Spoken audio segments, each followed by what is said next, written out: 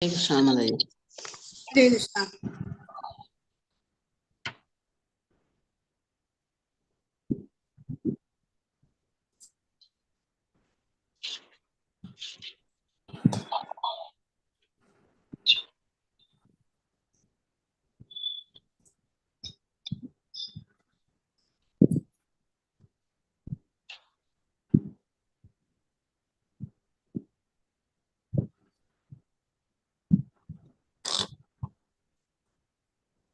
नमो भगवते वासुदेवाय। ओम नमो भगवते वासुदेवाय। ओम नमो भगवते वासुदेवाय। ओम अज्ञानतिमिरान्धस्य ज्ञानाञ्जनशलाकया चक्षुरुन्मीलितं येन तस्मै श्रीगुरवे नमः। श्रीचैतन्यमनोभीष्टं स्थापितं येन भूतले स्वयं रूपकथा मह्यं ददाति स्वपदान्तिकम्। नमो ओं विष्णुपादाय कृष्णप्रेष्ठाय भूतले श्रीमते भक्तिवेदान्त स्वामिनिधि नामिने नमस्ते सारस्वते देवे गौरवाणी प्रचारिणे निर्विशेष शून्यवादि पाश्चात्य देशधारिणे। जय श्री कृष्ण चैतन्य प्रभु नित्यानंद श्री अद्वैत गदाधर श्रीवासादि गौर भक्त वृंद।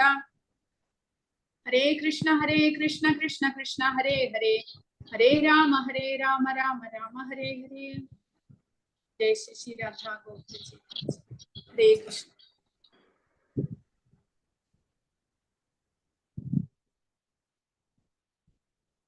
പിന്നെ ഉപദേശാമൃതം അവസാനത്തെ ഭാഗമാണ്. ശ്ലോകം 7 മുതൽ 11 വരെയുള്ളത്. ഭക്തിയുടെ ഏറ്റവും ഉയർന്ന ഘട്ടം അതേതാണ് എന്നാണ് രൂപഗോസ്വാമി പറഞ്ഞു തരുന്നത്. അപ്പോൾ ഭക്തിയുത സേവനത്തിൽ മുന്നേറാനായിട്ടുള്ള കാര്യങ്ങളാണ് നമുക്ക് ഇത്രയും നമ്മൾ പഠിച്ചത്. അതായത് നമ്മൾ ഒഴിവാക്കേണ്ടതായിട്ടുള്ള 6 കാര്യങ്ങൾ. കൃഷ്ണാവബോധത്തിൽ നമ്മൾ 6 പ്രേരണകളെ അല്ലെങ്കിൽ ത്വരകളെ നമ്മൾ നിയന്ത്രിക്കണം. പിന്നെ അനുകൂലവും പ്രതികൂലവുമായിട്ടുള്ള പ്രവർത്തനങ്ങൾ ഏതൊക്കെയാണ് എന്ന് പറഞ്ഞു തന്നു. പിന്നെ ഭക്തന്മാരോട് നമ്മൾ എങ്ങനെ പെരുമാറണം, ഒരു ഭക്തൻ മറ്റൊരു ഭക്തനോടൊപ്പം എങ്ങനെയാണ് പെരുമാറേണ്ടത്, സ്നേഹപ്രകടനങ്ങൾ എങ്ങനെയെല്ലാം നടത്തണം, കൂടാതെ ഭക്തന്മാർക്ക് മനോഭാവം എങ്ങനെയായിരിക്കണം. അതായത് മറ്റുള്ളവരെ കാണുമ്പോൾ മറ്റുള്ള ഭക്തന്മാരുമായിട്ടാണ് നമ്മൾ ഇടപഴകുന്നത്. അപ്പോൾ ചിലരുടെ ഫിസിക്കൽ ഫീച്ചർ അല്ലെങ്കിൽ അവരുടെ സ്വഭാവം എല്ലാം കണ്ടിട്ട് നമ്മൾ അതിനെ കുറ്റം പറയുകയോ പരിഹസിക്കുകയോ അപമാനിക്കുകയോ ഒന്നും ചെയ്യാൻ പാടില്ല. നമ്മൾ എങ്ങനെയാണ്, കാരണം എല്ലാവരും കൃഷ്ണ ഭക്തന്മാരാണ്, കൃഷ്ണനാണ് അവരെ നയിക്കുന്നത് എന്നുള്ള ഒരു ചിന്താഗതി നമ്മുടെ ഉള്ളിൽ ഉണ്ടാകണം. അപ്പോൾ എങ്ങനെയാണ് അതെല്ലാം ചെയ്യേണ്ടത് എന്നുള്ളത് കഴിഞ്ഞ 6 ശ്ലോകം വരെ പഠിക്കുകയുണ്ടായി. ഇനി 7 മുതൽ 11 വരെ ഭക്തിയുടെ ഉയർന്ന ഘട്ടത്തിലേക്കാണ് നമ്മൾ കടക്കുന്നത്. ആ ഉയർന്ന ഘട്ടത്തിൽ എങ്ങനെയാണ് നമ്മൾ ഭക്തിയെ സ്വീകരിക്കുന്നത്. കൂടാതെ 7ാമത്തെ ശ്ലോകത്തിൽ പറയുന്നത് അവിദ്യ മൂലം നമ്മൾ ഭക്തിയെ അല്ലെങ്കിൽ കൃഷ്ണാവബോധത്തെ സ്വീകരിക്കുന്നില്ല. അതെങ്ങനെയാണ് ഉദാഹരണ സഹിതം ഇവിടെ പറഞ്ഞു തരുന്നു. കൃഷ്ണനാമചരിതാദിസിതാപ്യവിദ്യാ വിത്തോപതപ്തരസനസ്യ ന രോചികാനോ കിന്വാന്തരാദാനുദിനം ഖലു സൈവ ജുഷ്ടാ സാത്വീക്രമാത് ഭവതി തദ്ഗതമൂലഹന്ത്രീം. കൃഷ്ണന്റെ തിരുനാമങ്ങളും ഗുണങ്ങളും പ്രവർത്തികളും ലീലകളും കൽക്കണ്ടം പോലെ ഉത്കൃഷ്ട മധുരങ്ങളാണ്. എന്നാൽ അവിദ്യയാകുന്ന രോഗം പിടിപെട്ട് രുചികെട്ട നാവിന് മധുരമുള്ളതൊന്നും രുചിച്ചറിയുവാൻ സാധ്യമല്ല. എങ്കിലും അത്ഭുതം എന്ന് പറയട്ടെ, മധുരങ്ങളായ ഈ പുണ്യനാമങ്ങൾ എല്ലാ ദിവസവും മുടങ്ങാതെ കീർത്തിച്ചു കൊണ്ടിരുന്നാൽ അയാളുടെ നാവിൽ സ്വാഭാവികമായ രുചി വരികയും അങ്ങനെ ആ രോഗം ക്രമത്തിൽ വേരറ്റ് പോകുകയും ചെയ്യും. അപ്പോൾ ഭഗവാന്റെ തിരുനാമങ്ങളും ഗുണങ്ങളും പ്രവൃത്തികളും ലീലകളും എല്ലാം തന്നെ മധുരതരമാണ്. എല്ലാം അതീന്ദ്രിയമായതുകൊണ്ട് അത് നമ്മളെ മുക്തിയിലേക്ക് നയിക്കാനുള്ളതാണ്. കൂടാതെ അത് മധുരവുമാണ്. കാരണം നമ്മൾ ഭക്തിയിലേക്ക് ഉയരും തോറും ഭഗവാന്റെ നാമം ജപിച്ചുകൊണ്ടേയിരിക്കാനായിട്ട് നമുക്ക് തോന്നുന്നു. അത്രമാത്രം ആകർഷണീയമാണ് ആ നാമം. അത് നമ്മളെ അതിയായ ആനന്ദത്തിലേക്ക് നയിക്കുന്നു. പക്ഷേ തുടക്കക്കാർക്ക്, അതായത് കനിഷ്ഠ ഭക്തർക്ക് ഭഗവാന്റെ നാമം ജപിക്കുക എന്ന് പറയുമ്പോൾ അത് മഞ്ഞപ്പിത്തം ബാധിച്ച ഒരാൾക്ക് കൽക്കണ്ടം കഴിക്കുന്നത് പോലെയാണ് എന്ന്. അതായത് അത്രയേറെ കയ്പായിരിക്കും. എപ്പോഴും എത്രമാത്രം തവണ നമ്മൾ നാമം ജപിക്കണം എന്നിങ്ങനെയെല്ലാമുള്ള ചിന്ത നമുക്ക് ആകർഷണം ഉണ്ടാകുന്നില്ല. കാരണം മഞ്ഞപ്പിത്തം ബാധിച്ച ഒരാൾക്കുള്ള മരുന്ന് കൽക്കണ്ടമാണ്. പക്ഷെ കൽക്കണ്ടം അങ്ങനെയുള്ള രോഗിക്ക് വളരെ കയ്പായിട്ടാണ് അനുഭവിക്കുക. അതുകൊണ്ട് ആ കൽക്കണ്ടം കഴിക്കാനേ തോന്നുകയില്ല എന്ന്. എന്നാലോ ആ രോഗിക്കുള്ള ആ രോഗത്തിനുള്ള ഒരേ ഒരു മരുന്ന് കൽക്കണ്ടമാണ് താനും. അപ്പോൾ അത് കഴിക്കാതെ നിവൃത്തിയില്ല. അപ്പോൾ എന്താണ് സംഭവിക്കുന്നത്? മരുന്നാണ് എന്ന് വിചാരിച്ചുകൊണ്ട് കയ്പാണെങ്കിലും ആ കൽക്കണ്ടം കഴിച്ചു വരുന്തോറും ആ മഞ്ഞപ്പിത്തം എന്നുള്ള അസുഖം കുറഞ്ഞു വരുന്നു.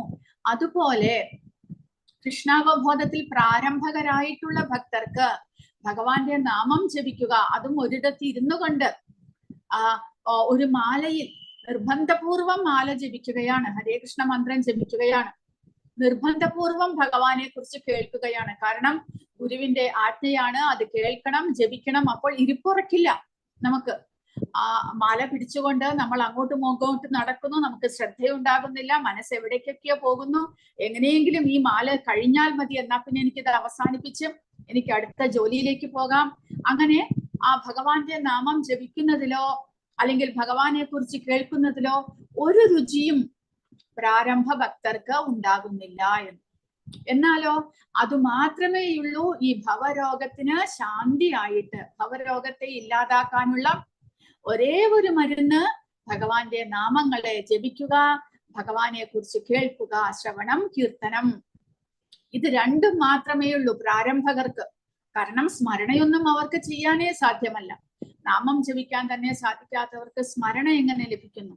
അപ്പോൾ ശ്രവണം, കീർത്തനം, ഇത് രണ്ടുമാണ് പ്രാരംഭകർക്ക് ഭൗതികതയിൽ നിന്നുള്ള മോചനത്തിനുള്ള ഒരേ ഒരു വഴി. പക്ഷെ അത് അവർക്ക് കയ്പായിരിക്കും എന്നാണ് പറയുന്നത്. എന്നാലും വിരോധമില്ല, മരുന്നാണ് എന്നുള്ള വിചാരത്തിൽ ഗുരുവിന്റെ നിർദ്ദേശപ്രകാരം നിരന്തരം ദിവസവും ഭഗവാന്റെ നാമം ജപിക്കുക. അത് ക്രമേണ കൂട്ടിക്കൊണ്ടുവരികയും ചെയ്യുമ്പോൾ എന്ത് സംഭവിക്കുന്നു? ആ ക്രമേണ ആ ഭവൌഷധി വർക്ക് ചെയ്യാൻ തുടങ്ങുന്നു. നമ്മുടെ ഭവരോഗം ക്രമേണ, ഭൗതികതയോടുള്ള ആസക്തി കുറഞ്ഞു വരുന്നു. മനസ്സ് ഭഗവാന്റെ സേവനത്തിൽ മുഴുകാൻ താല്പര്യമെടുക്കുന്നു. അങ്ങനെ നമുക്ക് രുചി, ആസക്തി ഇതെല്ലാം ക്രമേണ ഉണ്ടാകുന്നു. അങ്ങനെ ഈ ഭവരോഗം എന്നുള്ളത് നമ്മിൽ നിന്ന് പൊയ്ക്കളയും. അതാണ് ഈ ശ്ലോകത്തിന്റെ അർത്ഥമായിട്ട് പറയുന്നത്. മഞ്ഞപ്പിത്തം ബാധിച്ച ഒരാളുടെ നാവ് പഞ്ചസാര മിഠായി ആസ്വദിക്കാൻ ആ രോഗിക്ക് സാധിക്കുന്നില്ല. പകരം മഞ്ഞപ്പിത്തമുള്ള ഒരാൾ മധുരമുള്ള എന്തെങ്കിലും വളരെ കയ്പേറിയതായിട്ട് കണക്കാക്കുന്നു. അതുപോലെയാണ് അവിദ്യ അല്ലെങ്കിൽ അജ്ഞത. സമാനമായി കൃഷ്ണന്റെ അതീന്ദ്രിയമായ സ്വാദിഷ്ടമായ നാമം, ഗുണം, രൂപം, വിനോദങ്ങൾ എന്നിവ ആസ്വദിക്കാനുള്ള കഴിവിനെ വികൃതമാക്കുന്നു. എന്ത്? അവിദ്യ, അജ്ഞാനം.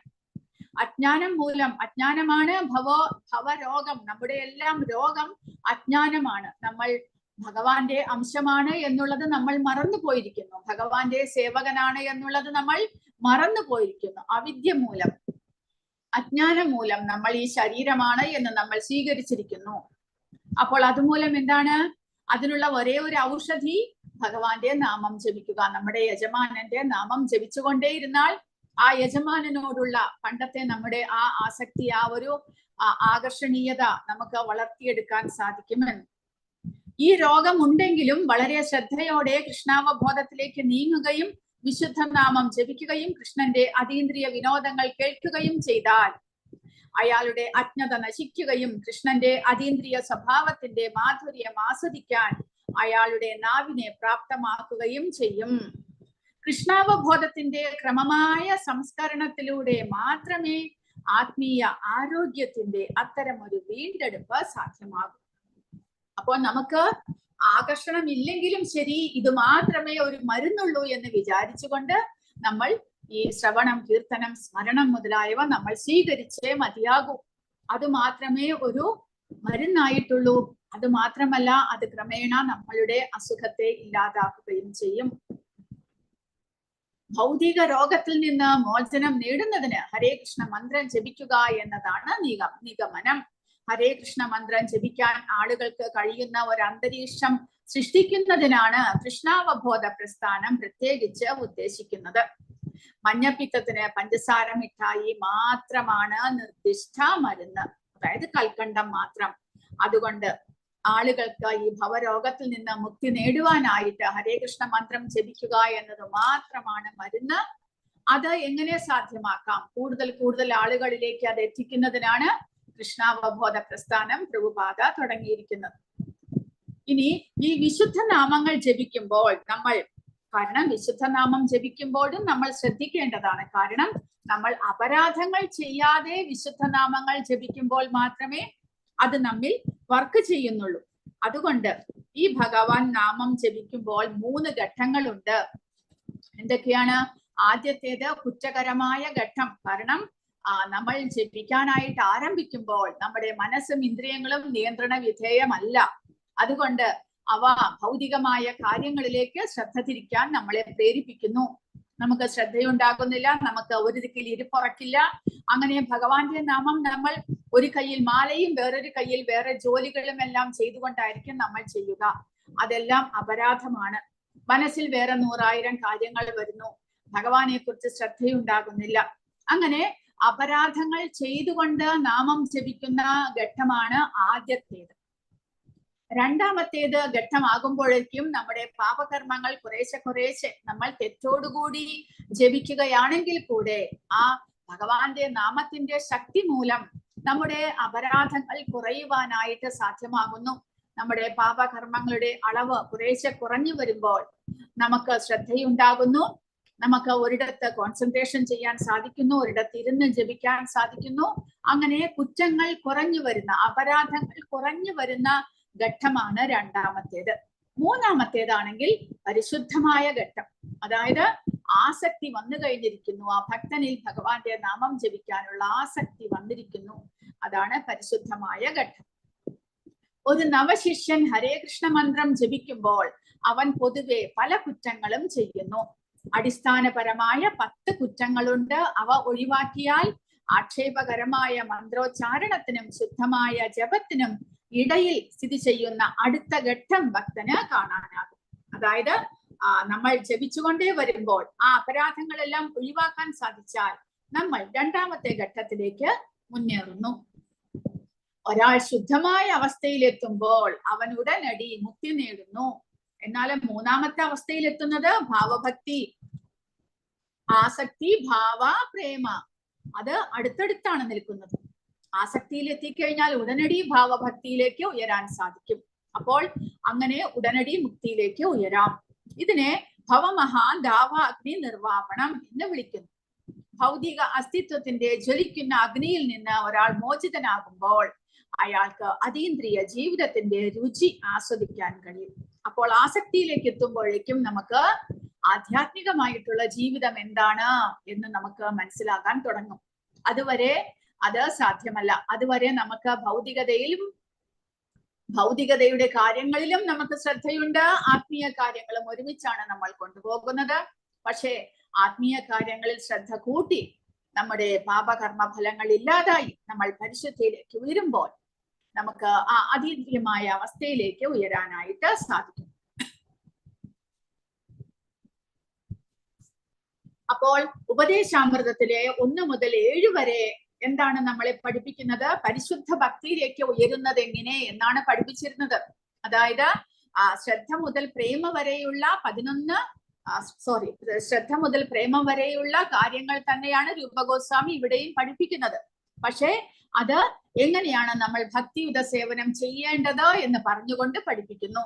1 മുതൽ 3 വരെയുള്ള ലെസണിൽ ശ്രദ്ധ, എങ്ങനെയാണ് ഭഗവാനിൽ വിശ്വാസം അർപ്പിക്കുക, അതിനു വേണ്ടിയിട്ട് നമ്മൾ സ്വീകരിക്കേണ്ടതായിട്ടുള്ള, നമ്മൾ ഉപേക്ഷിക്കേണ്ടതായിട്ടുള്ള 6 ത്വരകളും സ്വീകരിക്കേണ്ടതായിട്ടുള്ളതും പിന്നെ നമുക്ക് റെസ്ട്രിക്ഷൻ ഉള്ളതും എല്ലാം കാര്യങ്ങൾ 1 മുതൽ 3 വരെയുള്ളതിൽ പറയുന്നു.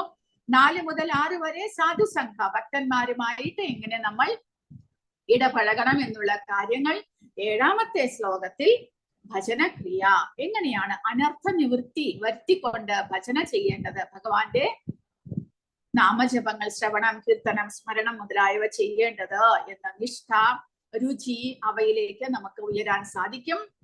8ാമത്തെ ശ്ലോകത്തിൽ ആസക്തി, എങ്ങനെയാണ് പരിശുദ്ധ ഭക്തിയിലേക്ക് നമ്മൾ ഉയരുന്നത്? ആസക്തിയോടുകൂടി ഭഗവാന്റെ നാമജപങ്ങളും ശ്രവണം, കീർത്തനം, സ്മരണം മുതലായവ ചെയ്യുന്നു. 9 മുതൽ 11 വരെ പരിശുദ്ധ ഭാവഭക്തി, പ്രേമഭക്തിയിലേക്ക് ഉയരുകയാണ് ചെയ്യുന്നത്. അപ്പോൾ 8ാമത്തെ ശ്ലോകം തന്നാമരൂപചരിതാതു സുകീർത്തനാനുസ്മൃതോഹോ ക്രമേണ രചനാ മനസി നിയോജ്യ തിഷ്ഠൻ വ്രജേ തദനുരാഗി ജനാനുഗാമി കാലം നേയദഖിലമിത്യുപദേശസാരം. ഒരാൾ തന്റെ എല്ലാ സമയവും ഭഗവാന്റെ പുണ്യനാമങ്ങൾ ജപിച്ചും സ്മരിച്ചും മംഗളരൂപം, കല്യാണ ഗുണങ്ങൾ, ശാശ്വത ലീലകൾ എന്നിവ കീർത്തനം ചെയ്തും സ്മരിച്ചും കഴിച്ചു കൂട്ടണം.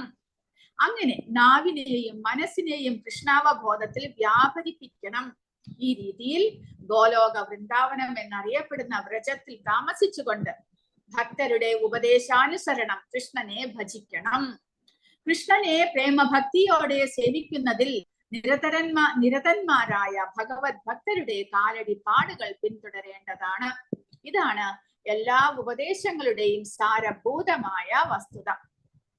ഇതെല്ലാം തന്നെയാണ് ഭക്തിരസാമൃത സിന്ധുവിലും രൂപഗോസ്വാമി വിവരിച്ചിരിക്കുന്നത്. അതായത് ഭഗവാന്റെ നാമങ്ങൾ ജപിക്കുക, പിന്നെ ഭക്തന്മാരുമായിട്ട് സത്സംഗം ചെയ്യുക, ഭഗവാന്റെ വിഗ്രഹ ആരാധന നടത്തുക, മധുരാവാസം, ഭക്തന്മാരുമായിട്ട് ചേർന്ന് മധുരയിൽ വസിക്കുക, പിന്നെ ഭക്തന്മാരുടെ കാലടികളെ പിന്തുടരുക. ആദ്യമായിട്ട് വേണ്ടത് വിശ്വാസം, ഭഗവാനിൽ വിശ്വാസം. ഇതെല്ലാം തന്നെ ഉപദേശാമൃതത്തിലും പറഞ്ഞിട്ടുണ്ട്. അപ്പോൾ എങ്ങനെയാണ് നമ്മൾ നിഷ്ഠ, രുചി കഴിഞ്ഞ ആസക്തി ഭാവയിലേക്ക് കടക്കുന്നത് എന്നാണ് ഇവിടെ പറയുന്നത്. അതിനു വേണ്ടിയിട്ട് സദാസമയവും ഭഗവാന്റെ നാമജപം ചെയ്യണം. പിന്നെ ഭഗവാന്റെ ലീലകളെ കുറിച്ച് സ്മരിച്ചുകൊണ്ട് ഭഗവാന്റെ രൂപത്തെയും ലീലകളെയും എല്ലാം സ്മരിച്ചുകൊണ്ട് ഭഗവാന്റെ ഗുണങ്ങളെ പ്രകീർത്തിച്ചുകൊണ്ട്, അതായത് ശ്രവണം, കീർത്തനം, സ്മരണം മുതലായിട്ടുള്ള കാര്യങ്ങൾ ചെയ്ത് നാവിനെയും മനസ്സിനെയും നിയന്ത്രിച്ച് കൃഷ്ണാവബോധത്തിലേക്ക് ഉയർത്തുക. അതുകൂടാതെ നമ്മൾ എന്ത് ചെയ്യണം? വൃന്ദാവനത്തിൽ സാധ്യമാകുമെങ്കിൽ ഇപ്പോൾ ഇവിടെയുള്ള വൃന്ദാവനത്തിൽ, മധുര വൃന്ദാവനത്തിലേക്ക് പോയി അവിടെ നമുക്ക് താമസിക്കാൻ സാധിക്കുമെങ്കിൽ അത് ഉത്തമമായി എന്ന് രൂപഗോസ്വാമി പറയുന്നു. അവിടെ പോയി അവിടെ താമസിച്ച് അവിടെയുള്ള ഭക്തന്മാരുമായിട്ട് ബന്ധപ്പെട്ട് ആ ഭക്തന്മാരുടെ കാലടിപ്പാടുകളെ പിന്തുടർന്ന് അവരുടെ നിർദ്ദേശങ്ങൾ അനുസരിച്ച് നമ്മൾ ഭക്തിയുത സേവനങ്ങൾ ചെയ്യുകയാണെങ്കിൽ എന്നാൽ വളരെ പെട്ടെന്ന് തന്നെ നമുക്ക് ഭാവഭക്തിയിലേക്ക് ഉയരാൻ സാധിക്കും എന്നാണ് ഇവിടെ പറയുന്നത്. സേവാ സാധക രൂപേണ സിദ്ധരൂപേണ ഛാത്രഹി തദ്ഭാവലിപ്സുനാ കാര്യ വ്രജ ലോകാനുസാരത. ഭക്തിരസാമൃത സിന്ധു 1ാമത്തെ പാർട്ടില് 2ാമത്തെ അധ്യായത്തിലെ 295ാമത്തെ ശ്ലോകം. വ്രജയുടെ, അതായത് വൃന്ദാവനത്തിന്റെ അതീന്ദ്രിയ മണ്ഡലത്തിൽ ഒരാൾ പരമാത്മാവായ ശ്രീകൃഷ്ണനെ അവിടുത്തെ സഹകാരികളുടേതിന് സമാനമായ വികാരത്തോടെ സേവിക്കുകയും കൃഷ്ണന്റെ ഒരു പ്രത്യേക സഹകാരിയുടെ നേരിട്ടുള്ള മാർഗനിർദ്ദേശത്തിന് കീഴിലാവുകയും വേണം. അവന്റെ കാൽപ്പാടുകൾ, ഈ രീതി, സാധന, അതായത് സാധനാഭക്തി നമ്മൾ ചെയ്യുമ്പോഴും സാധ്യഭക്തി, അതായത് ഭഗവാന്റെ സാക്ഷാത്കാരത്തിലേക്ക് എത്തിയാലും കൂടെ നമ്മൾ ആ ഭക്തന്റെ കാലടിപ്പാടുകളെ പിന്തുടരണം എന്ന് പറയുന്നു. ഈ രീതി സാധന സദ്യഘട്ടത്തിലും ഒരു സിദ്ധപുരുഷനോ ആത്മീയമായി പരിപൂർണമായ ആത്മാവോ ആയിരിക്കുമ്പോഴും ബാധകമാണ്. അതായത് നമ്മൾ വ്രജത്തിൽ പോയിട്ട്, വൃന്ദാവനത്തിൽ പോയിട്ട് എന്താണ് ചെയ്യേണ്ടത്? അവിടെയുള്ള ഭഗവാന്റെ ഏതെങ്കിലും ഒരു പരിശുദ്ധ ഭക്തനെ കണ്ടുമുട്ടുക. ഭഗവാന്റെ ശിഷ്യ പരമ്പരയിൽപ്പെട്ട ഒരു പരിശുദ്ധ ഭക്തനായിരിക്കണം. അല്ലാതെ സാധാരണ ആരെയെങ്കിലും കണ്ടുമുട്ടിയാൽ പോരാ. അവിടെയുള്ള ഒരു പരിശുദ്ധ ഭക്തനെ കണ്ടുമുട്ടി അദ്ദേഹത്തെ സേവിച്ചുകൊണ്ട് അദ്ദേഹത്തിന്റെ നിർദ്ദേശങ്ങളെല്ലാം പാലിക്കുക, അദ്ദേഹത്തിന്റെ കാലടിപ്പാടുകളെ പിന്തുടരുക. എങ്കിൽ മാത്രമേ നമുക്ക് ആ പരിശുദ്ധതയിലേക്ക് ഉയരാനായിട്ട് സാധ്യമാകുകയുള്ളൂ. അത് എപ്പോഴെല്ലാം സാധനാഭക്തി ചെയ്യുമ്പോൾ മാത്രമല്ല, നമ്മൾ ആത്മീയമായിട്ട് എത്രമാത്രം ഉയർന്നാലും ആ പരിശുദ്ധ ഭക്തന്റെ കാലടിപ്പാടുകളെ തന്നെ പിന്തുടരേണ്ടതാണ്. കാരണം നമ്മൾ ഒരിക്കലും ആ പാത വിട്ടുപോകാതിരിക്കാൻ, ഡീവിയേറ്റ് ആവാതിരിക്കാനായിട്ട്. കൂടാതെ നമ്മുടെ ഉള്ളിൽ നമ്മൾ പരിശുദ്ധ ഭക്തനായി ഇനി ഒരിക്കലും ഈ ഇദ്ദേഹത്തിന്റെ കാലടിപ്പാടുകളെ പിന്തുടരേണ്ട ആവശ്യമില്ല, ഞാൻ എന്റെ ഇഷ്ടം പോലെ ചെയ്യാം, അങ്ങനെയില്ല. ഭക്തി എന്ന് പറയുമ്പോൾ ഭക്തിയുത സേവനത്തിൽ നമ്മൾ ആരുടെയെങ്കിലും ആചാര്യന്മാരുടെ കാലടിപ്പാടുകളെ പിന്തുടർന്ന് അതേ മാർഗത്തിലൂടെ തന്നെ ചരിക്കേണ്ടതാണ്. നമ്മുടേതായിട്ടുള്ളതൊന്നും ക്രിയേറ്റ് ചെയ്യാനായിട്ട് നമുക്ക് പാടില്ല.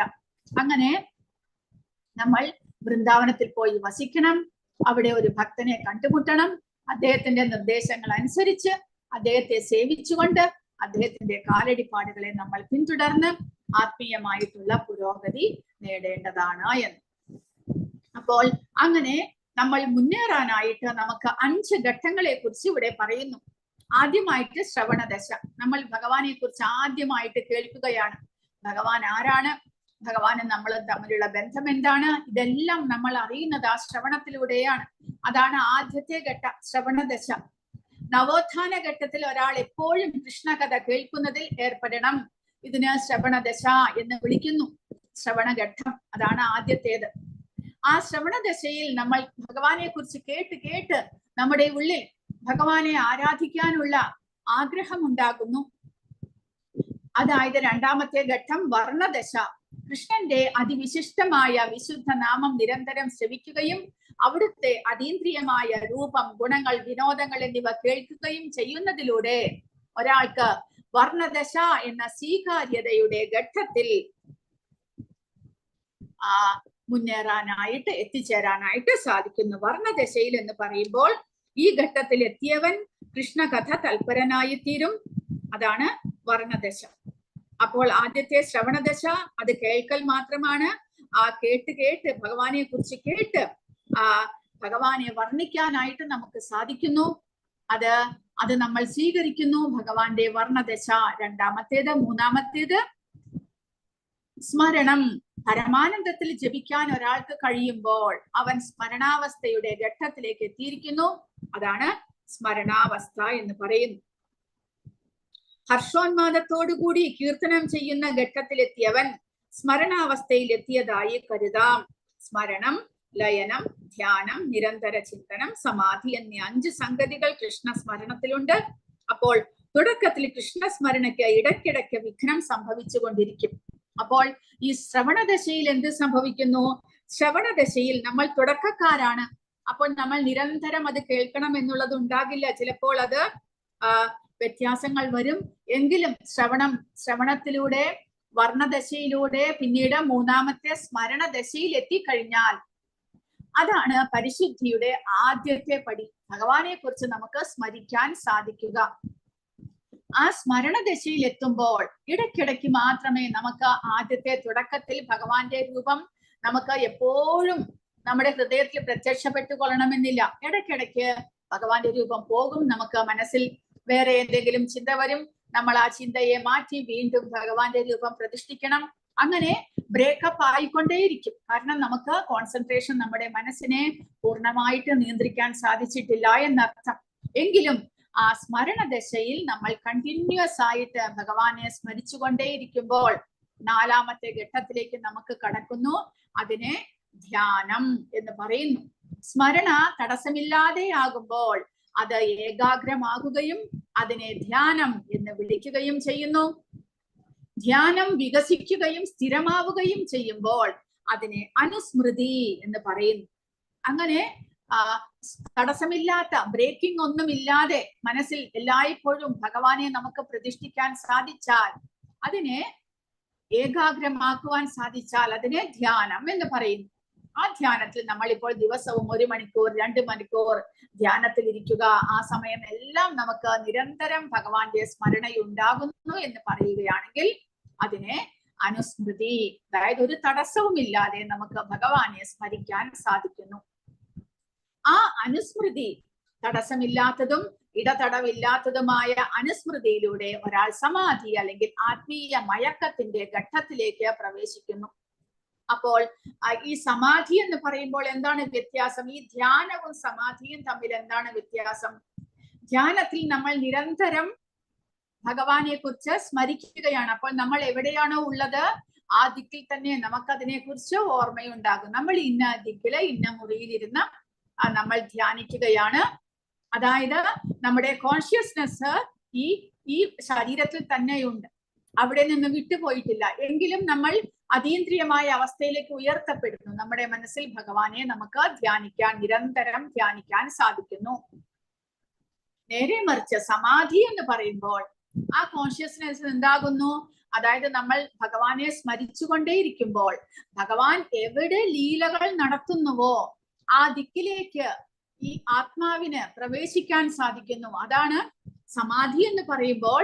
ആ ശരീരം അവിടെ ഉണ്ടെങ്കിലും ആ ശരീരത്തിനുള്ളിലുള്ള ആത്മാവ് അവിടെ ഉണ്ടായിരിക്കുകയില്ല. കാരണം ആ ആത്മാവ് കോൺഷ്യസ്നെസ്സോടൊപ്പം എവിടേക്ക് പോകുന്നു? ഭഗവാന്റെ ലീലകളുമായിട്ട് ബന്ധപ്പെടുത്തി ആ ജീവാത്മാവും അവിടെ പങ്കെടുക്കാൻ പോകുകയാണ്. അതായത് ഭഗവാനുമായിട്ട് ഏകീകരണമാകുന്നു.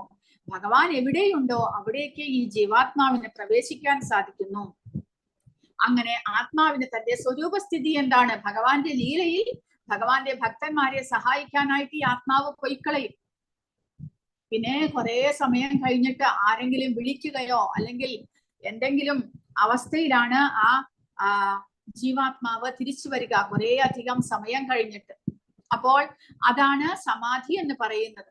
അപ്പോൾ സമാധി എന്ന് പറയുമ്പോൾ ഇവിടെ പ്രഭുപാദ പറയുന്നത് ആത്മീയ മയക്കം, അതായത് ആത്മാവ് ഒരു മയക്കത്തിലാണ് എന്ന് പറഞ്ഞാൽ ഭൗതിക ശരീരത്തിൽ നിന്ന് മയങ്ങി ആത്മാവ്, നമ്മൾ പറയുമ്പോൾ ഈ ഉറക്കത്തിന്റെ അവസ്ഥയിൽ, ഉറക്കം, സുഷുപ്തി, സ്വപ്നാവസ്ഥയിൽ നമ്മൾ ഈ ആത്മാവ് സ്വപ്നാവസ്ഥയിലും ആത്മാവ് മനസ്സിനോടൊപ്പം വേറെ എവിടേക്കൊക്കെയോ പോകുന്നുണ്ട്. കാരണം നമുക്ക് സ്വപ്നം കാണാൻ സാധിക്കും നമ്മൾ വേറെ എവിടെയോ ദിക്കിലാണ്, ചിലപ്പോൾ കാട്ടിലാണ്, അല്ലെങ്കിൽ ചിലപ്പോൾ ഏതെങ്കിലും ഫംഗ്ഷനിൽ അറ്റൻഡ് ചെയ്യുന്നു, ചിലപ്പോൾ ആരെയെല്ലാമോ കണ്ടുമുട്ടുന്നു. അങ്ങനെയെല്ലാം അത് ഭൗതിക തലമാണ്. എന്നാൽ ആത്മീയ തലത്തിലാണ് ഈ സമാധി എന്നുള്ള അവസ്ഥയിൽ, ആത്മീയ തലത്തിൽ ആധ്യാത്മികമായ തലത്തിലേക്ക് ഈ ജീവാത്മാവ് പോകുകയാണ് ചെയ്യുന്നത്. എന്ന് പറഞ്ഞാൽ ഭഗവാന്റെ ലീലകളിൽ പങ്കെടുക്കാനായിട്ട് ആത്മാവ് പോകുന്നു. അങ്ങനെ സ്മരണദശ അല്ലെങ്കിൽ സമാധി പൂർണ്ണമായി വികസിച്ചതിന് ശേഷം ആത്മാവ് തന്റെ യഥാർത്ഥ സ്വരൂപസ്ഥിതി മനസ്സിലാക്കുന്നു. ആ സമയത്ത് കൃഷ്ണനുമായുള്ള തന്റെ ശാശ്വതമായ ബന്ധം അവന് പൂർണ്ണമായും വ്യക്തമായും മനസ്സിലാക്കാൻ കഴിയും. അതിനെ സമ്പത്തി ദശ എന്ന് വിളിക്കുന്നു. അതാണ് ജീവിതത്തിന്റെ പൂർണ്ണത എന്ന് പറയുന്നു. അങ്ങനെ പല 5 ഘട്ടങ്ങളാണ് ഉള്ളത്. ഒന്ന് ശ്രവണം, നമ്മുടെ പ്രാരംഭഘട്ടം.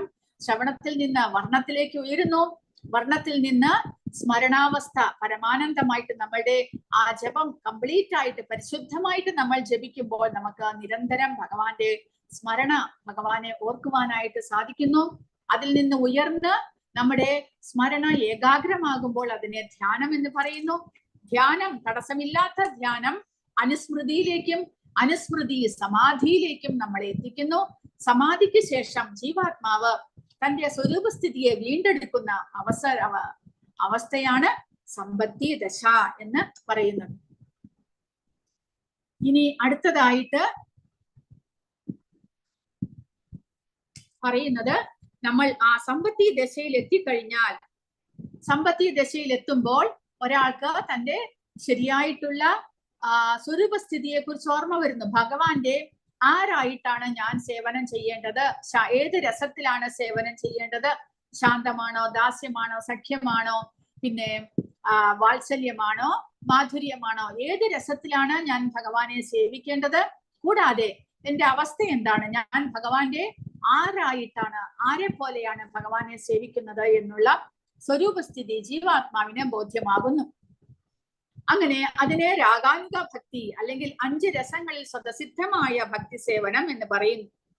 ശാന്തരസത്തിൽ കൃഷ്ണന്റെ പശുക്കളെ പോലെ, അല്ലെങ്കിൽ കൃഷ്ണന്റെ പശുക്കളെ മേയ്ക്കാനുള്ള വടി അല്ലെങ്കിൽ ഓടക്കുഴൽ ഇവ പോലെ, ഇവരെല്ലാവരും തന്നെ ഭഗവാന്റെ ഭക്തന്മാരാണ്. അപ്പോൾ അവരായിട്ട് സേവിക്കാനായിട്ട് ആഗ്രഹമുണ്ടാകുന്നു. ദാസ്യരസത്തിൽ കൃഷ്ണന്റെ സേവകരായിട്ടുള്ള ചിത്രകൻ, പത്രകൻ, രക്തകൻ ഇവരെ പോലെ ഭഗവാനെ അലങ്കരിക്കുക, അങ്ങനെ പല വിധത്തിലുള്ള ഭഗവാന്റെ സേവനങ്ങൾ ചെയ്യുക.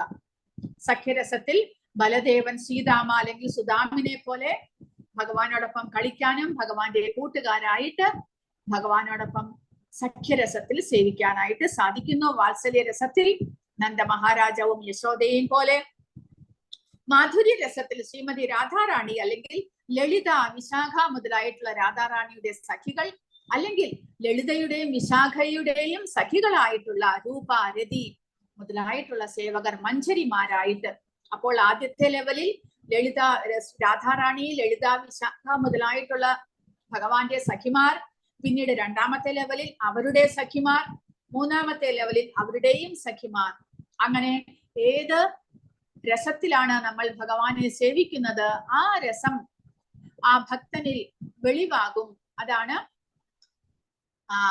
ഈ സമ്പത്തി ദശ എന്ന് പറയുന്നത്. ഇങ്ങനെ പറയുമ്പോൾ വ്യത്യസ്ത ആത്മീയ തലങ്ങളുണ്ട്. നമ്മൾ ഏത് ദിക്കിലാണ് നമ്മളുടെ വാസസ്ഥാനം, അതും നമുക്ക് വ്യക്തമാകുന്നു എന്നാണ് പറയുന്നത്. ഇത് 9ാമത്തെ ശ്ലോകമാണ് പറയുന്നത്. വ്യത്യസ്ത ആത്മീയ സ്ഥലങ്ങളുടെ ശ്രേണി. വൈകുണ്ഠ ഗ്രഹങ്ങൾ മുതൽക്കാണ് അതീന്ദ്രിയ ലോകം ആരംഭിക്കുന്നത്. അതിനു മുകളിലാണ് മധുര, ഭഗവാന്റെ ജന്മസ്ഥലം മധുര ഭഗവാന്റെ രൂപമായിട്ട് കണക്കാക്കുന്നു. വൃന്ദാവനത്തിലെ അതീന്ദ്രിയ വനങ്ങൾ, മധുരയിൽ ഭഗവാൻ ജനിക്കുന്നു. അതിനുശേഷം വൃന്ദാവനത്തിലാണ് ഭഗവാന്റെ ലീലകളെല്ലാം നടക്കുന്നത്. ശ്രീകൃഷ്ണൻ തന്റെ രാസലീല ഉൾപ്പെടെ വിവിധ വിനോദങ്ങൾ നടത്തിയ സ്ഥലം അതിനേക്കാൾ ഉന്നതമാണ്. വൈകുണ്ഠ ഗ്രഹങ്ങളാണ് ഏറ്റവും താഴെയുള്ള ആത്മീയ ലോകത്തെ താഴെയുള്ള ലോകങ്ങൾ വൈകുണ്ഠ ലോകങ്ങളാണ്. അതിനു മുകളിൽ മധുര, അതിനേക്കാൾ ഉപരിയായിട്ട് വൃന്ദാവനം, ഭഗവാന്റെ ലീലകളെല്ലാം നടന്ന സ്ഥലം. ആ വൃന്ദാവനത്തിലെ ഗോവർദ്ധന പർവ്വതം ഇനിയും ഉയർന്ന നിലയിലാണ്. കാരണം ഭഗവാൻ കൃഷ്ണന്റെ ദിവ്യ കരത്താൽ ഉയർത്തപ്പെട്ടതും അദ്ദേഹത്തിന്റെ വിവിധ സ്നേഹ വിനോദങ്ങളുടെ സ്ഥലവുമാണത്.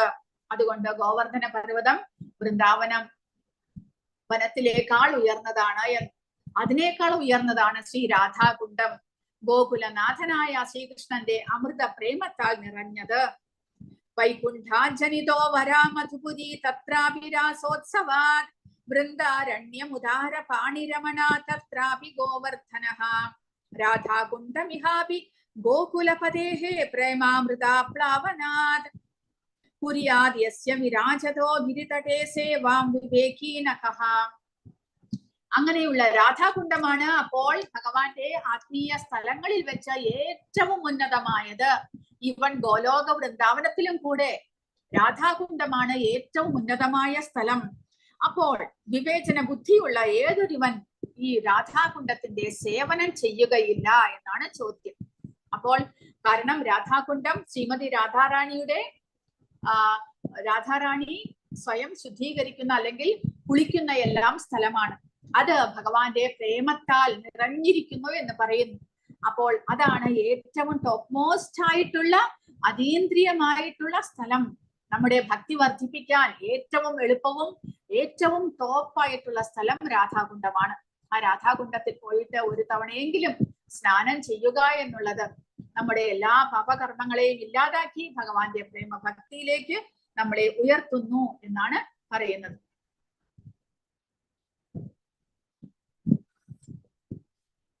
അപ്പോൾ മധുര എന്ന് പറയപ്പെടുന്ന പുണ്യമായ സ്ഥലത്തേക്കാൾ കാരണം അത് വൈകുണ്ഠത്തെക്കാൾ മിച്ചമാണ് എന്ന് പറയുന്നു.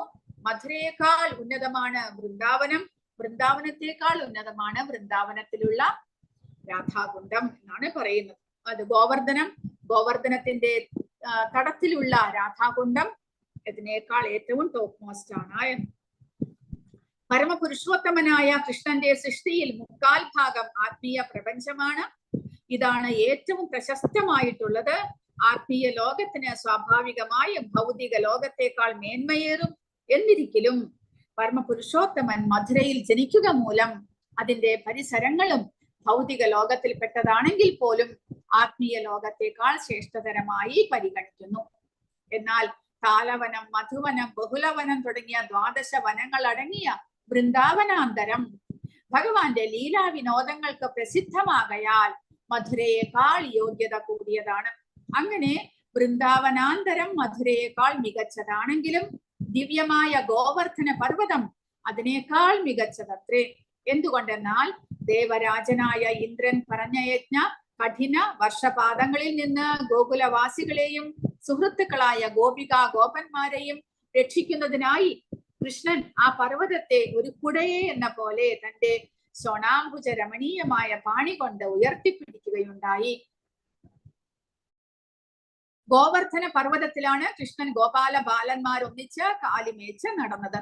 അവിടെ തന്നെയാണ് അദ്ദേഹം തന്റെ പ്രിയതമയായ ശ്രീമതി രാധാറാണിയെ പ്രതീക്ഷിച്ചു കൊണ്ടിരുന്നതും അവൾ ഒന്നിച്ച് പ്രേമലീലകളിൽ മുഴുകിയതും. ഗോവർദ്ധന പർവ്വതത്തിന്റെ അടിവാരത്തിലുള്ള രാധാകുണ്ഡമാകട്ടെ മേൽപ്പറഞ്ഞ എല്ലാത്തിനേക്കാളും വിശിഷ്ടതരമത്രേ. കൃഷ്ണന്റെ പ്രേമം കരകവിഞ്ഞൊഴുകിയത് അവിടെയാണ്. ഉത്തമ ഭക്തന്മാർ രാധാകുണ്ഡത്തിൽ താമസിക്കുവാൻ ആഗ്രഹിക്കുന്നു. രാധയുടെയും കൃഷ്ണന്റെയും ശാശ്വതങ്ങളായ മധുര രതി ലീലാവിലാസങ്ങളുടെ ഒട്ടു വളരെ സ്മരണകളെ ഉണർത്തുന്ന ദിവ്യമായ സ്ഥലമാണ് ഇത് എന്ന് പറയുന്നു. അങ്ങനെ രാധാകുണ്ഡമാണ് ഭഗവാന്റെ ഭക്തിയുത സേവനത്തിൽ ഏറ്റവും അതീന്ദ്രിയമായിട്ടുള്ള സ്ഥലം എന്ന് പറയുന്നത്. ഇവൻ വൃന്ദാവനത്തെക്കാട്ടിലും ഗോവർദ്ധന രാധാകുണ്ഡത്തിനുണ്ട്. കാരണം ആ രാധാകുണ്ഡം ശ്രീമതി രാധാറാണിയുടെ കുണ്ഠമാണ് എന്നുള്ളത് കൊണ്ട്. ഇനി ശ്ലോകം 10. കർമ്മിഭ്യ പരിതോ ഹരേഹേ പ്രിയതയാ വ്യക്തിം യയുജ്ഞാനിനാസ് തേഭ്യോ ജ്ഞാന വിമുക്ത ഭക്തി പരമാഹ പ്രേമൈക നിഷ്ഠാസ്തതഃ തേഭ്യസ്താഹ പശുപാല പങ്കജ ദൃശസ്താഭ്യോപി സാരാധികാം പ്രേഷ്ഠാ തദ്വദീയം തദീയ സരസീതാം നാശ്രയേത് കഹ കൃതി.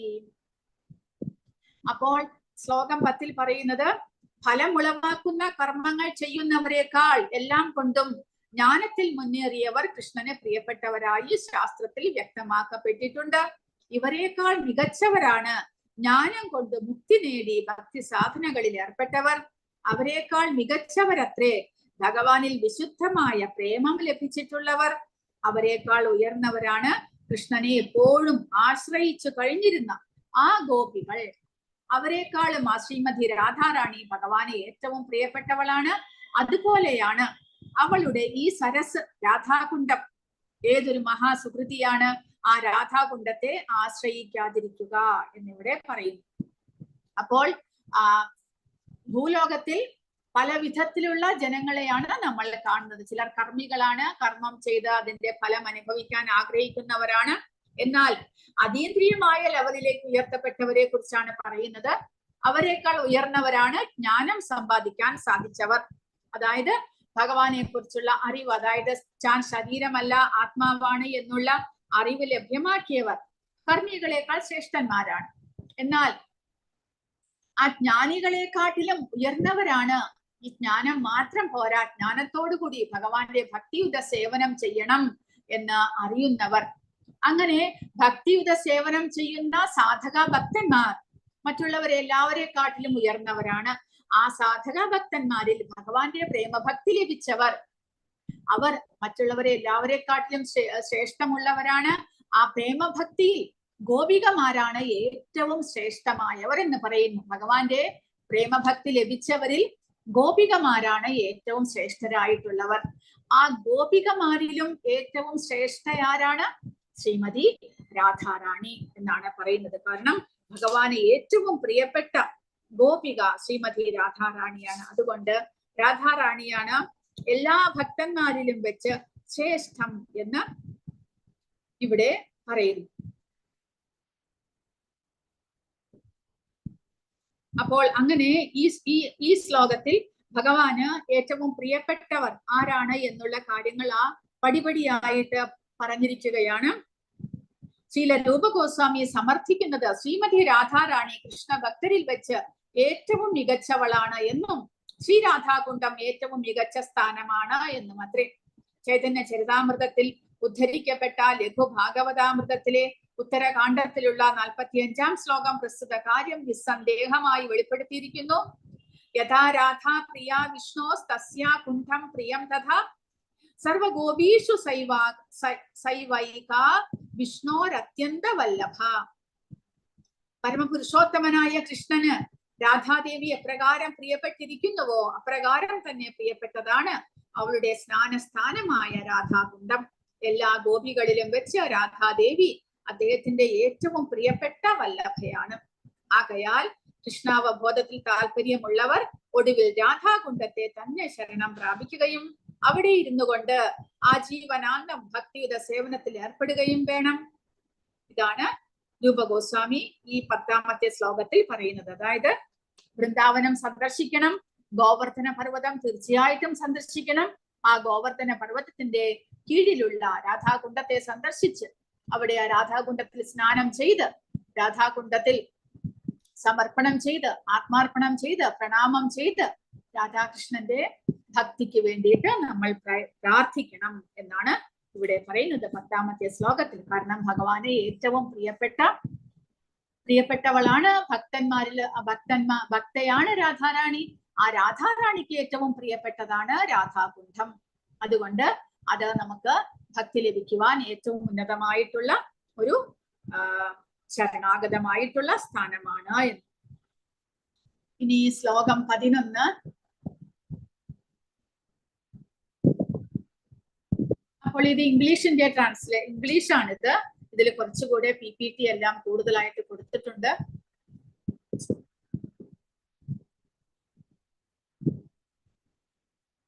അപ്പൊ 11ാമത്തെ അധ്യായം ഇതിലാണുള്ളത്. നമുക്ക് 11ാമത്തെ അധ്യായം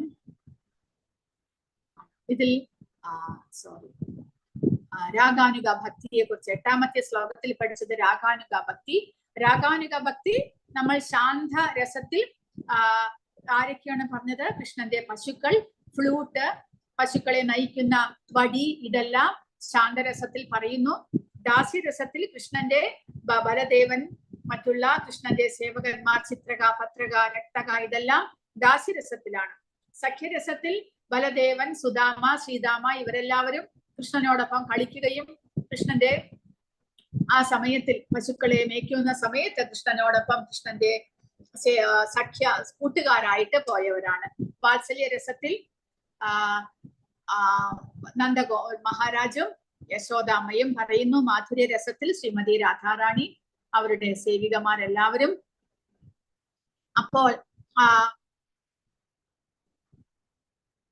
അപ്പോൾ നമ്മൾ പറയുന്നത് വൃന്ദാവനത്തിലേക്ക് പോയിട്ട് നമ്മൾ അവിടെയുള്ള ഭഗവാന്റെ ഭക്തനെ ശരണാഗതനാകുക, അദ്ദേഹത്തിന്റെ കാലടികളെ പിന്തുടരുക, ഇതാണ് നമ്മൾ ചെയ്യേണ്ടത് എന്നാണ്.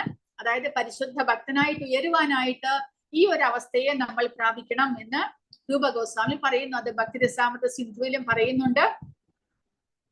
അങ്ങനെയുള്ള അത് നമ്മൾ അഡ്വാൻസ്ഡ് ആയാലും നമ്മൾ പരിശുദ്ധ ഭക്തരായിട്ട് മാറിയാലും കൂടെ നമ്മൾ ഈ അവസ്ഥയെ കളയരുത്. അതായത് ഒരു ഭക്തന്റെ കാലടിപ്പാടുകളെ പിന്തുടർന്ന് തന്നെ നമ്മൾ പോകേണ്ടതാണ് എന്നാണ് പറയുന്നത്.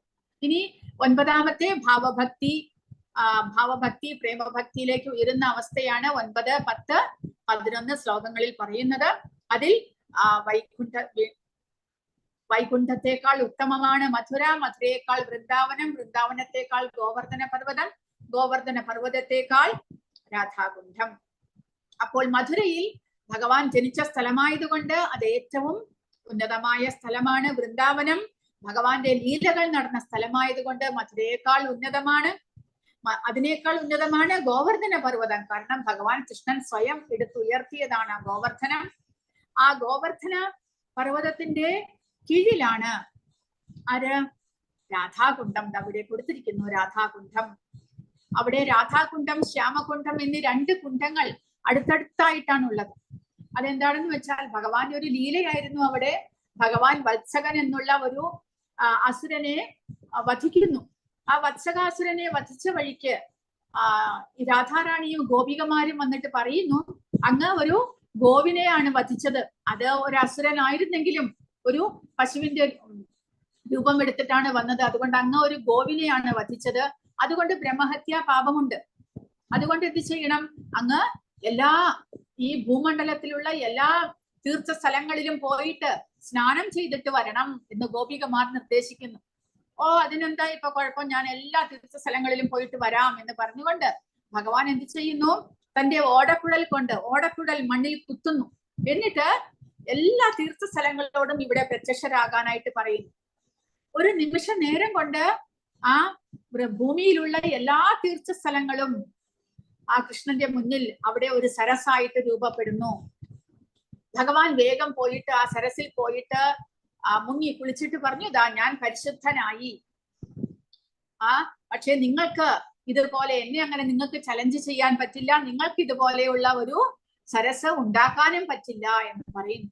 ഇത് കേട്ടപ്പോൾ രാധാറാണിക്കും സഖിമാർക്കും വളരെയധികം ഒരു മാനഭംഗം വന്നതുപോലെ, കാരണം ഒരു കുറച്ചിലായിട്ട് തോന്നി. ഞങ്ങൾക്ക് കൃഷ്ണന് ചെയ്യാൻ പറ്റുന്നത് ഞങ്ങൾക്ക് ചെയ്യാൻ പറ്റില്ലേ, ഞങ്ങൾക്ക് തീർച്ചയായിട്ടും പറ്റുമെന്ന് പറഞ്ഞുകൊണ്ട് അവരെന്ത് ചെയ്യാൻ തുടങ്ങി, അവരവരുടെ വളകൾ ഊരിയിട്ട് ആ വളകൾ കൊണ്ട് മണ്ണ് കുഴിക്കാനായിട്ട് തുടങ്ങി. അത് എപ്പോൾ തീരാനാണ്, എത്രമാത്രം സമയമെടുക്കും? അവർ പക്ഷേ ഭഗവാൻ അവിടെ കളിയാക്കിക്കൊണ്ടിരുന്നു, ഇത് എപ്പോഴാണ് തീരുക, എങ്ങനെയാണ് സംഭവിക്കുക, ഇതെല്ലാം പറഞ്ഞിട്ടും. പക്ഷേ രാധാറാണിയും സഖിമാരും അതൊന്നും കേട്ടില്ല. ഭഗവാൻ നിർമ്മിച്ച സരസിനേക്കാൾ ശ്രേഷ്ഠമായിട്ടുള്ള ഒരു സരസ് ഞങ്ങൾ തന്നെ ഉണ്ടാക്കും എന്നുള്ള ആ ഒരു ചിന്തയിൽ അവർ തങ്ങളുടെ വളകൾ എടുത്ത് മണ്ണ് കുഴിച്ച് വരാൻ തുടങ്ങി. വേറെ ഒന്നും ആയുധം അവരുടെ കയ്യിൽ ഉണ്ടായില്ല. ആ ഭഗവാന്റെ ചലഞ്ച് സ്വീകരിക്കുകയും ചെയ്തു അവർ. കുറച്ചു കഴിഞ്ഞപ്പോൾ ഭഗവാന് അവരോട് അനുകമ്പ തോന്നുന്നു. ഭഗവാൻ എന്ത് ചെയ്യുന്നു? ഭഗവാൻ സ്വയം അവിടെ വെച്ച് ആ എല്ലാ തീർത്ഥ സ്ഥലങ്ങളോടും അവിടെ വരാനും പറയുന്നു. കൂടാതെ ഭഗവാൻ പറയുന്നത്, ശ്യാമകുണ്ഠത്തെക്കാൾ, ഞാൻ ഉണ്ടാക്കിയ കുണ്ഠത്തെക്കാൾ, സരസിനേക്കാൾ ശ്രേഷ്ഠമായിട്ട് ഈ രാധാകുണ്ഠം, രാധാറാണിയുടെ പേരിലുള്ള ഈ കുണ്ഠം അറിയപ്പെടും. കാരണം ഇതിൽ രാധാറാണിക്ക് ഏറ്റവും പ്രിയപ്പെട്ട സരസാണിത്. ഇതിൽ സ്നാനം ചെയ്യുന്നവർക്ക് എല്ലാവർക്കും എന്നോടുള്ള ഭക്തി, പരമമായ ഭക്തി ലഭിക്കും എന്ന് പറഞ്ഞുകൊണ്ട് ഭഗവാൻ അനുഗ്രഹിക്കുന്നു. അപ്പോൾ അതാണ് രാധാറാണിക്ക് ഏറ്റവും പ്രിയപ്പെട്ട, രാധാറാണിയുടെയും കൃഷ്ണന്റെയും ഒരുപാട് ലീലകൾ നടന്നിട്ടുള്ള രാധാകുണ്ഠമായിട്ട് പറയുന്നത്.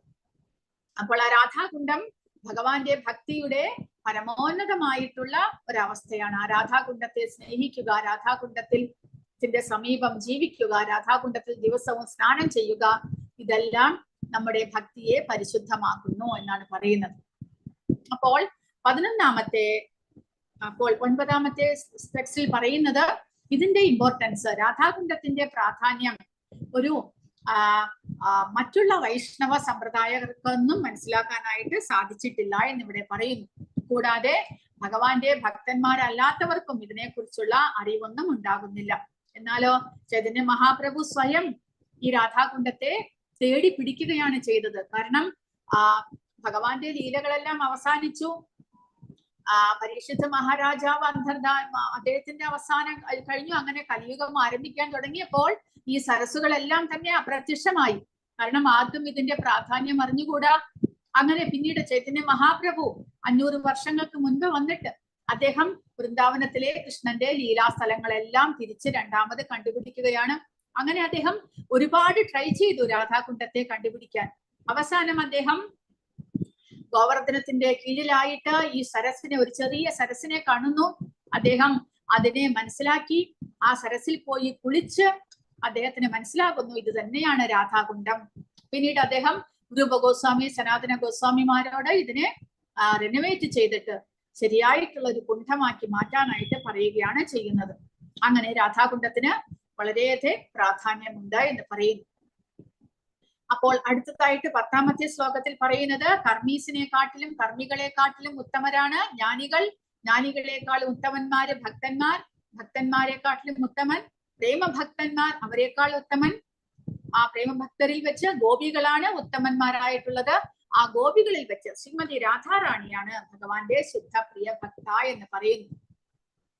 അപ്പോൾ ഗോപികൾക്ക് കൃഷ്ണനെ അല്ലാതെ വേറെ ഒന്നും തന്നെ അറിഞ്ഞുകൂടാ. അതാണ് ഗോപികളെ പരിശുദ്ധ ഭക്തന്മാരാക്കുന്നത്. അതായത് അവർ ഭഗവാനിൽ നിന്ന് ഒരു റിട്ടേൺ, എന്തെങ്കിലും അവരുടെ സേവനത്തിന് എന്തെങ്കിലും അവർക്ക് തിരിച്ചു ഒന്നും അവർ ആഗ്രഹിക്കുന്നുമില്ല.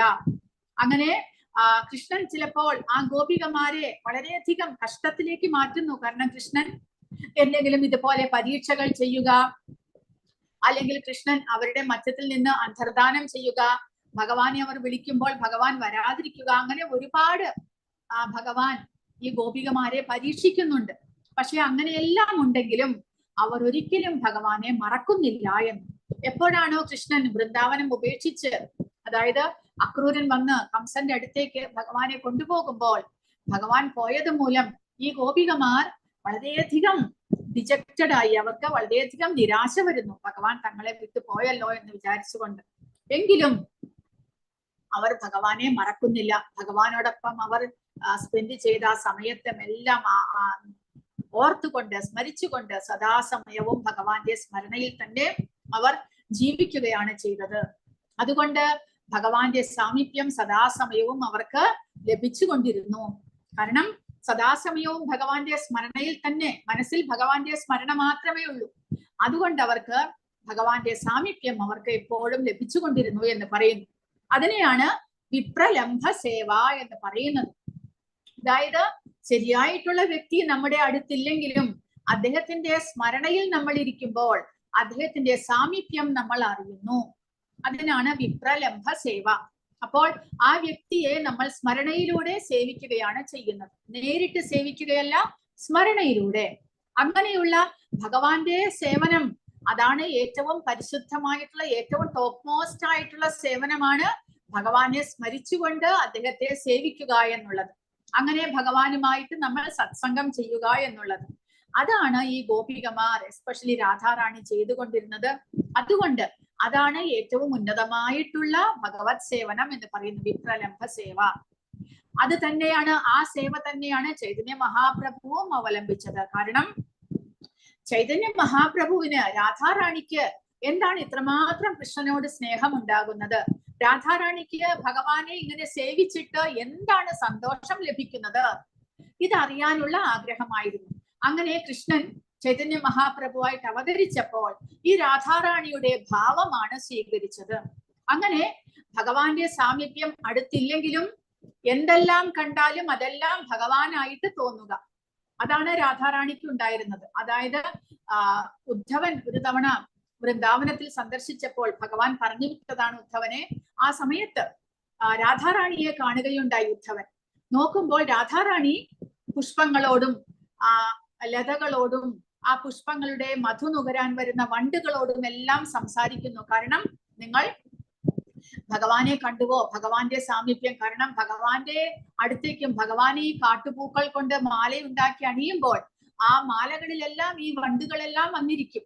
അപ്പോൾ നിങ്ങൾക്ക് ഭഗവാന്റെ സാമീപ്യം അങ്ങനെ അറിയാൻ സാധിക്കുന്നുണ്ടോ എന്നെല്ലാം രാധാറാണി അവരോട് സംസാരിക്കുകയാണ്.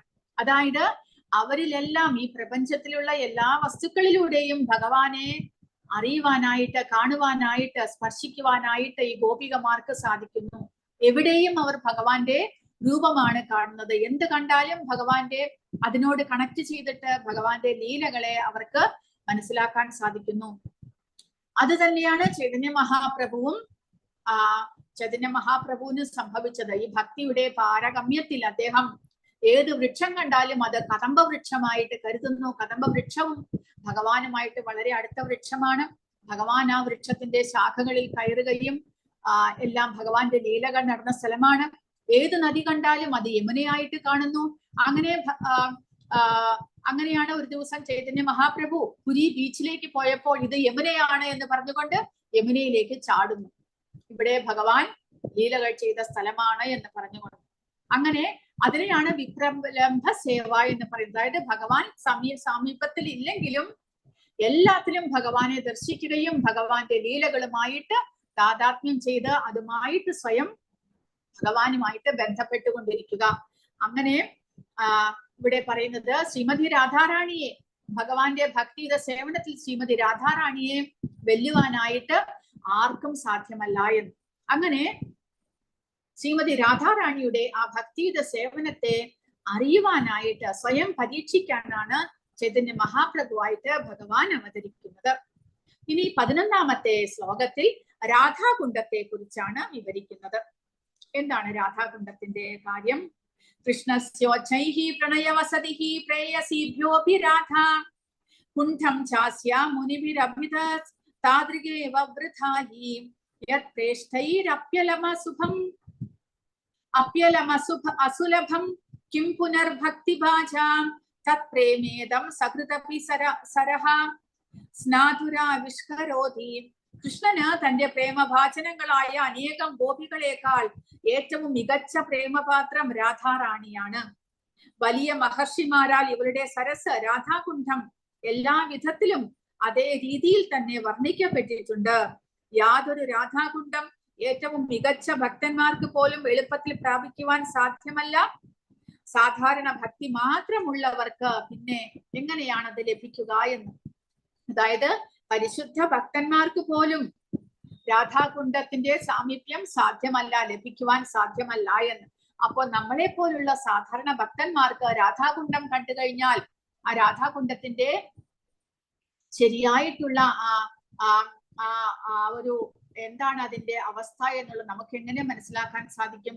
നമുക്ക് മനസ്സിലാക്കാൻ സാധ്യമല്ല. എങ്കിലും നമ്മൾ ആ രാധാകുണ്ഡത്തിനെ ആദരിക്കുക, ആ രാധാകുണ്ഡത്തിനെ രാധാറാണിയുടെ സരസായിട്ട് കണ്ട് മനസ്സിലാക്കി അതിൽ സ്നാനം ചെയ്ത് നമ്മൾ ഭക്തിയെ പ്രാപിക്കുക.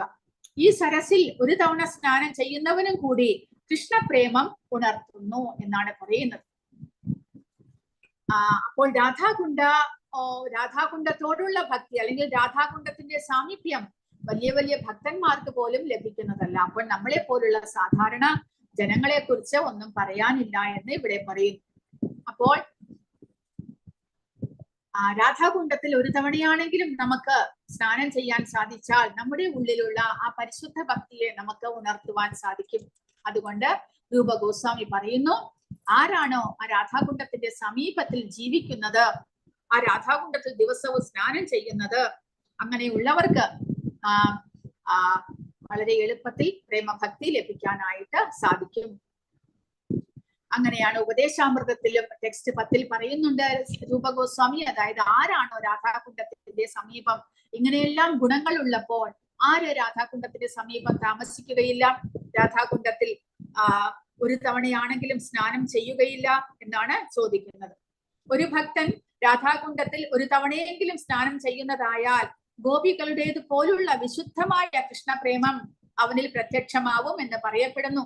രാധാകുണ്ഡത്തിന്റെ തീരത്തിൽ ഒരാൾക്ക് സ്ഥിരമായി താമസിക്കുവാൻ പറ്റിയില്ലെങ്കിലും അയാൾ ആ സരസിൽ കഴിയുന്നിടത്തോളം പ്രാവശ്യം സ്നാനം ചെയ്യുകയെങ്കിലും വേണം എന്ന് ശ്രീലരൂപ ഗോസ്വാമി നിർദ്ദേശിക്കുന്നു. ഭക്തിനിഷ്ഠമായ ഈശ്വര സേവനത്തിൽ ഇത് സുപ്രധാനമായ ഒരു ഇനമാണ്. ഇത്തരുണത്തിൽ ശ്രീല ഭക്തി വിനോദ ഠാക്കൂർ പറയുന്നത് എന്താണ്? ശ്രീമതി രാധാറാണിയുടെ സഖികളെ പോലെയും വിശ്വസ്ത ദാസികളെ പോലെയും കൃഷ്ണസേവനം പോഷിപ്പിക്കണമെന്ന് താല്പര്യമുള്ളവർ തിരഞ്ഞെടുക്കേണ്ട ഏറ്റവും പവിത്രമായ സ്ഥാനം ശ്രീ രാധാകുണ്ഡമാണ് എന്നാണ്. അപ്പോൾ നമുക്ക് രാധാറാണിയുടെ സഖിമരെ പോലെയാണെങ്കിലും സേവനം ചെയ്യാൻ സാധിക്കണമെന്നുണ്ടെങ്കിൽ നമ്മൾ രാധാകുണ്ഡത്തിന് ശരണാഗതരാകണം എന്ന് പറയുന്നു.